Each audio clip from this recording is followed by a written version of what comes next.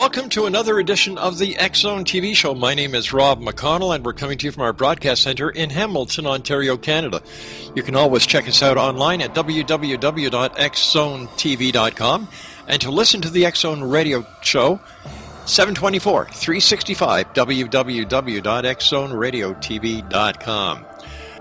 For years and years and years, ever since 1947, people around the world have been saying that they have been seeing in the skies UFOs. Some people claim to have had interaction with extraterrestrials. Other people believe they've been abducted by aliens. What is the government doing? What are the governments of the world doing? Do they know information that they're not revealing? Is there, in fact, a truth embargo in place? Well, joining me this hour to discuss this and other topics is Stephen Bassett. He is a lobbyist in Washington, D.C. to have the truth embargo lifted and the truth be revealed to all citizens of the United States and around the world of the existence of extraterrestrials. His website is paradigmresearchgroup.org. And Stephen Bassett, welcome back to the X-Zone.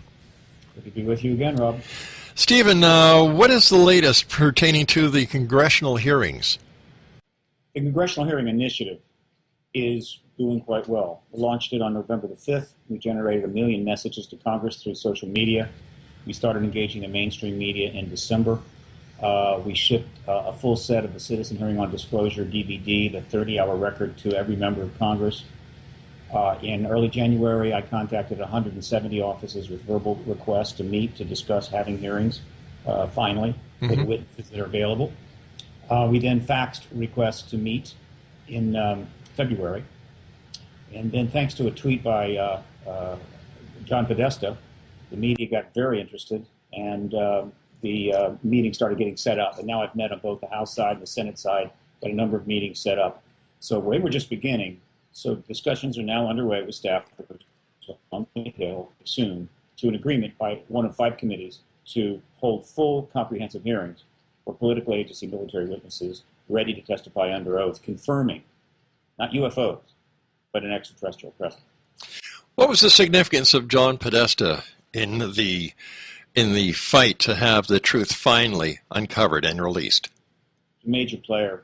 There's 3 hours of testimony on the Citizen Hearing on Disclosure DVD record, first day, regarding the Rockefeller Initiative. That was Rockefeller's attempt to get Bill Clinton to release all the files, grant amnesty to potential witnesses from government, and so forth. Podesta knew about this, as did, of course, the president, as did his first lady, Hillary Clinton, as did Leon Panetta, the chief of staff, as well as Bill Richardson and Vice President Albert Gore. And then Podesta called for the release of all UFO files in 2002 at the National Press Club, repeated that in 2003. Then he wrote a foreword to a book on the subject by Leslie Kean, participated in a documentary about that book. So he has already connected this issue. And even though the press has never covered or engaged any of these people on the Rockefeller Initiative, remarkably, in 22 years, when Podesta left... Well, he also founded the Center for American Progress, but then in 2014 he was hired into the White House, very unusual. People were surprised at this, to advise President Obama.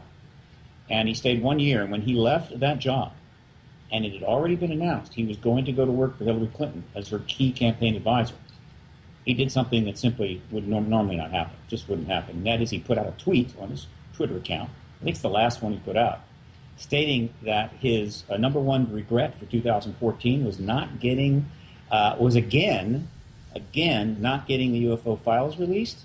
And he copied that tweet to Maureen Dowd, the New York Times columnist, who had been roasting his new boss, or about to be new boss, over the coals for some time.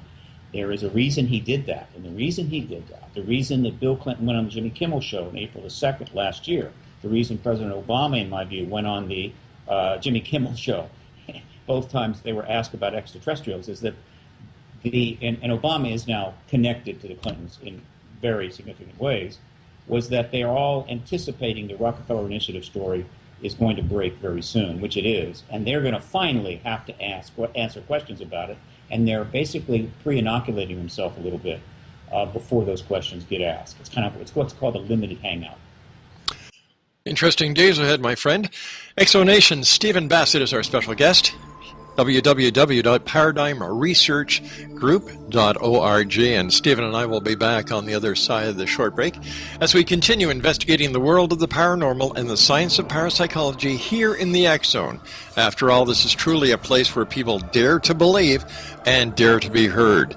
I'll be back with Stephen Bassett. Once again, his website is www.paradigmresearchgroup.org. We'll be back on the other side of this break. Don't go away.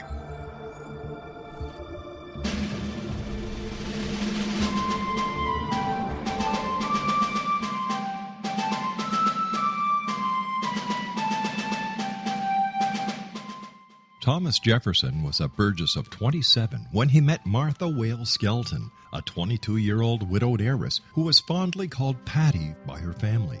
They were married on January the 1st, 1772, and they took up residence in a cabin on the building site on top of a Virginia mountain that Thomas had named Monticello.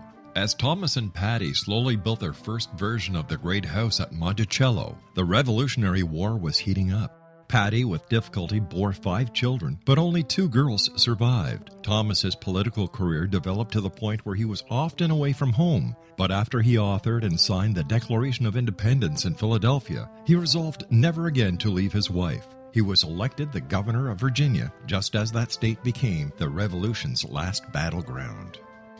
The Revolutionary War ended in 1781, and Thomas gladly retired altogether to my family, my farm, and my books. But Patty continued to want to bear her treasured husband a son, and late in the summer of 1782, she died of kidney failure at the age of 33, 4 months after having borne yet another girl. Thomas was so devastated by her death that he never remarried. He mourned her for the rest of his life, even as he helped to frame the peace in France and then became the first Secretary of State, the second Vice President, and the third President of the United States. This story is true. Thomas Jefferson was such an obsessive letter writer and record keeper that we know where he was and what he was doing nearly every day of his adult life. Every significant thing he says in My Thomas comes from his contemporary writings. My Thomas by Roberta Grimes is now available at Barnes & Noble, Costco, Target, Books A Million, Hudson Booksellers, Kmart, Walmart, Sam's Club, Walgreens, CVS, and online at Amazon.com. You can visit Roberta Grimes online at www.robertagrimes.com.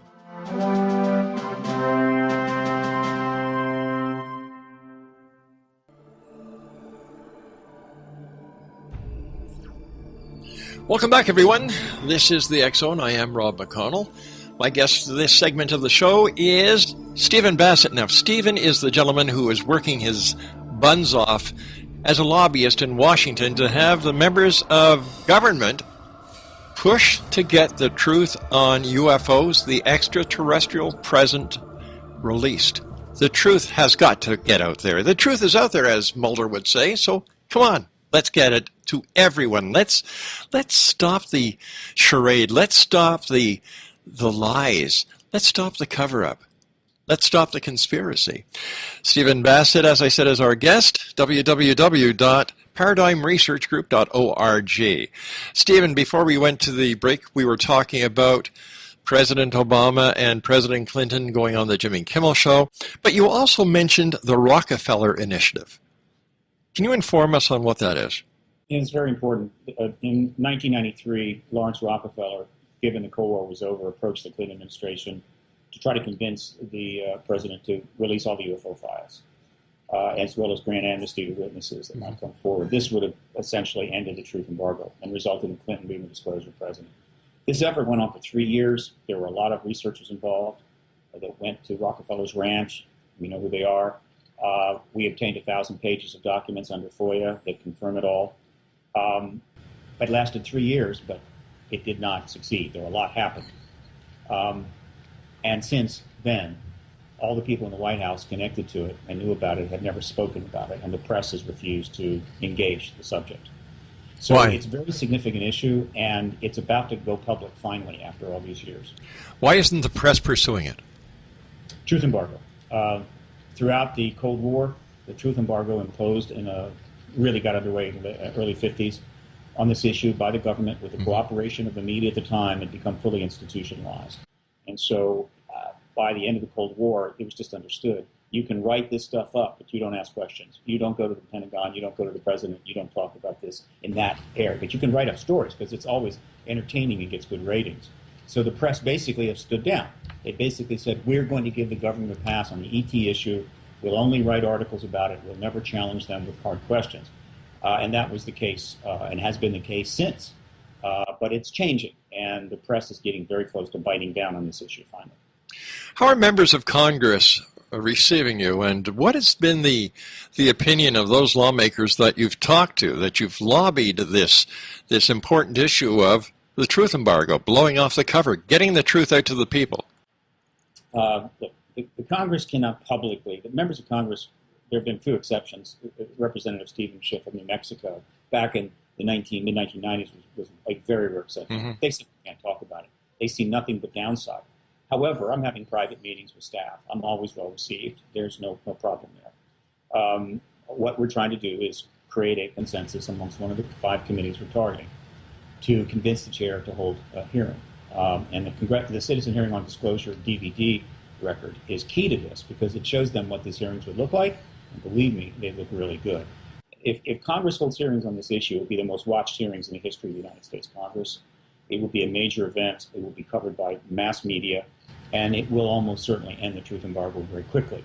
So there's a lot to be gained here, and I'm hoping to convince the U.S. Congress it's time for them to get involved. How close do you think you are? Meetings are getting underway. We're starting to get more mainstream media coverage. I like the pace. It's a little slower than I thought, but I'm not surprised. It's possible that we might get a committee committed within 6-7 weeks. Wow, that fast. Yeah, I mean, if the pace continues at this rate and we continue to get greater and greater media coverage, there's already several other significant media operations that are working on stories about this, and we're just getting started. So this is a full-out comprehensive effort to get hearings. There have not been hearings on this subject in Congress since 1968, which is rather amazing. Fox Network announced a couple of days ago that they're bringing back the X-Files for 6 episodes. Does this have anything to do with your hard work and the initiative? So he talked to Chris Carter a couple of years ago. If I'm Chris Carter and I make as much money as he did off the original X-Files, and I had been tipped off that disclosure was getting really close, what do you think I would do? Same thing that he's doing now. Absolutely. All right, Steve, stand by. Always great talking to you. Exonation, Stephen Bassett is our special guest this hour. www.paradigmresearchgroup.org. We're talking about UFOs, extraterrestrials. The fact that many, in fact millions of people in the United States truly believe that the U.S. government is suppressing information on the very existence of extraterrestrials. Now, if you'd like more information on how you can help Stephen and his cause, just go to www.paradigmresearchgroup.org. This is the X Zone, a place where people dare to believe and dare to be heard. It's a place where fact is fiction and fiction is reality. Check us out online at www.xzonetv.com, and you can listen to the X Zone radio show 724-365 at xzoneradiotv.com. My name is Rob McConnell. I'll be back with Stephen Bassett on the other side of this breakdown.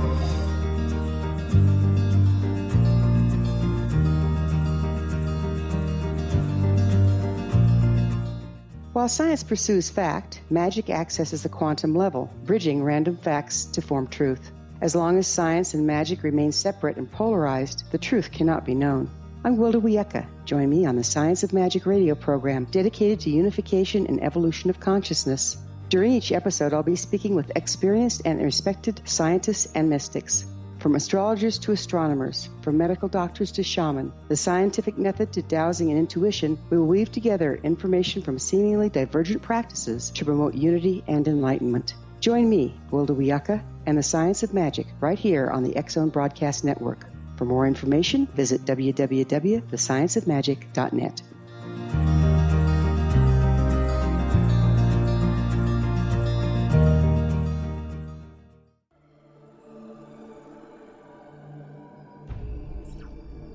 And welcome back to the X Zone. My name is Rob McConnell. Stephen Bassett is my special guest. He's coming to us on Skype from somewhere near Washington, D.C. Rather mysterious, but that is part of what he does.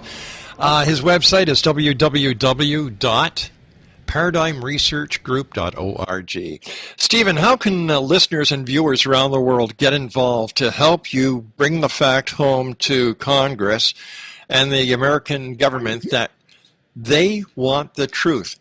The time has come. We want the truth.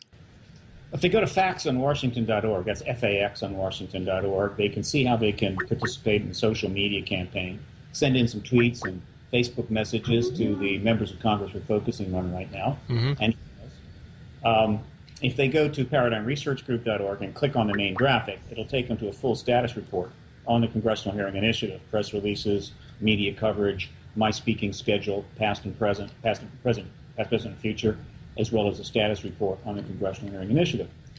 They can approach their senators, their representative in Congress. They can tweet the media, get the word out. At the main page of paradigmresearchgroup.org, there's a support button in the lower left corner. We need all the funding we can get. We never have enough. So that's another way they can do it. And paying attention, they can come to something. They can support the events that are underway. I'm about to launch a tour. I'm going to be on a Canadian speaking tour, Disclosure Canada. It starts April the 4th. We'll be in Montreal, then Toronto on the 11th, Calgary on the 18th, and Vancouver on the 19th. They can find the info on that by simply going to modernknowledge.ca or Googling Modern Knowledge or Googling Disclosure Canada Tour. After that, I'm going to be at the Contact in the Desert, which may have as many as 2,000 people this year. That's going to be the end of May out in Joshua Tree. Then I'm also going to be at the Institute of Phonetic Sciences on April the 23rd, possibly 22nd. And then I'm going to be at a conference in November at Laughlin, Nevada, Starwatch USA. So they can support these events fine and dandy. But right now we need to keep the pressure on the media and the members of Congress that it's time for them to step up and do their job. It seems that you're a very busy man, and here's a question for you, Steve. When the United States blows the lid off of the UFO files, how is this going to affect the rest of the world? Everything will change in time. It will be the most profound event in human history. It might very well lead to open contact in a couple of years, based upon a model that I'm working with. But almost immediately, the media will completely jump over to the people's side, stop being scribes for the government, and maybe for their corporate masters. And suddenly we'll have the fourth estate fully on our side, and there will be this huge tug of war that will begin with the people in the media demanding everything the government's got right away, and the government will be saying, we can only give you this much and not right away, and this tug of war will go on for weeks and months, but slowly but surely the information is going to come out, and hopefully soon the technology that they're dealing with will start to come out and be inculcated into the public domain, not only in the United States, but around the world. I believe they have extraordinary technologies, extraterrestrial derived, re-engineered, that could transform the human condition. But those technologies are not available because to bring them forward would end the truth embargo. So as long as the truth embargo policy is in place, the technologies are sequestered. That's just the glimpse of countless things to expect in a post-disclosure world. But would it be fair to say that if the government was to release the UFO files after all these years of denying their existence, that this would put into question a lot of other things that the government has done or has not done? Doesn't this question the entire democratic system? Isn't the entire democratic system already being questioned? It is, but just the value of the significance of the release of these files, it would take the government to a position where it's never been before. Sure. Great. We need to get to a position we haven't been before. First of all, the government will hire some of the top public relations people in the country to, how we say, handle their PR problems post-disclosure. You can count on that. They have plenty of resources. But more importantly, here is a simple equation. It's refusing to tell the people the truth when 90% of the American people believe you're lying about the subject. That's been told repeatedly. Right. The longer you don't tell the truth, the worse things get. So telling the truth doesn't make things worse. It starts to make them better. Now, they may not see that because right now most people just don't want to rock the boat, or they don't want to have to deal with it. They're hoping maybe it'll outlive them, whatever. Forget it. Not going to happen. So it's just the opposite. Telling the truth, getting this out, will probably lead to other things being brought forward, other truths being told. And guess what will happen? The American people will embrace that. They will praise that. Trust in government will go up. Congress approval rating will go up. Things will get better. But the longer they keep this lie going, and the longer they keep all the secrecy going, and the surveillance and the abuses of power, it's going to get worse. All right, Steve, stand by. You and I have to take our final break for this segment. Exonation, Stephen Bassett. Imagine that. Imagine the truth, the UFO files released. Is it good or is it bad? Will it improve government or will it destroy the government? Will democracy win or will democracy lose? Food for thought. Visit Stephen online at www.paradigmresearchgroup.org. We'll be back on the other side of this break. Don't go away.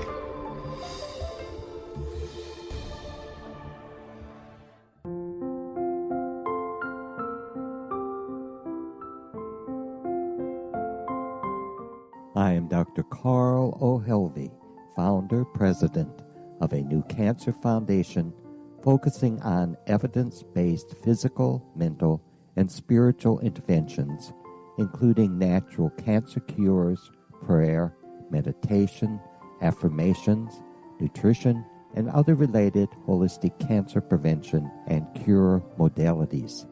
These are used in cancer education, research, and financing care. I ask for your help to continue this important work by donating at www.holisticcancerfoundation.com.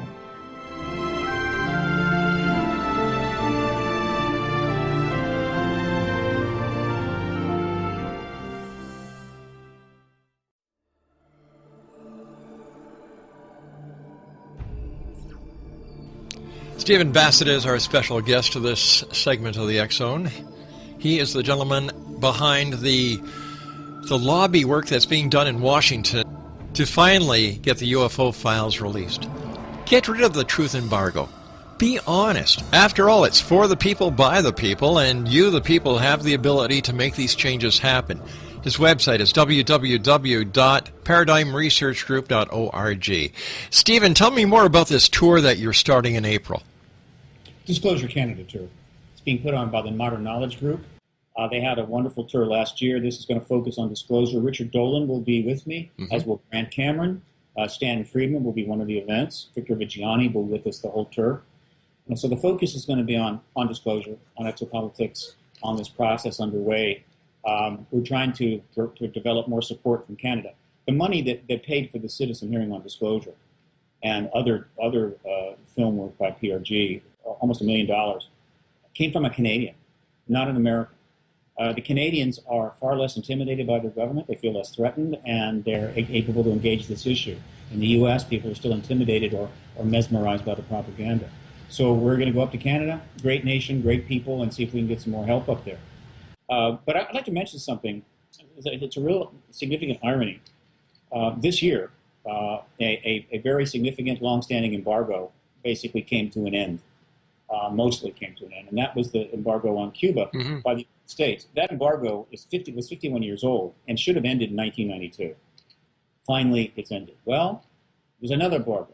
It's 68 years old, and our intention is to see it ended this year. And we're not just shooting for the release of all UFO file or extraterrestrial presence files. We are shooting for nothing less than disclosure.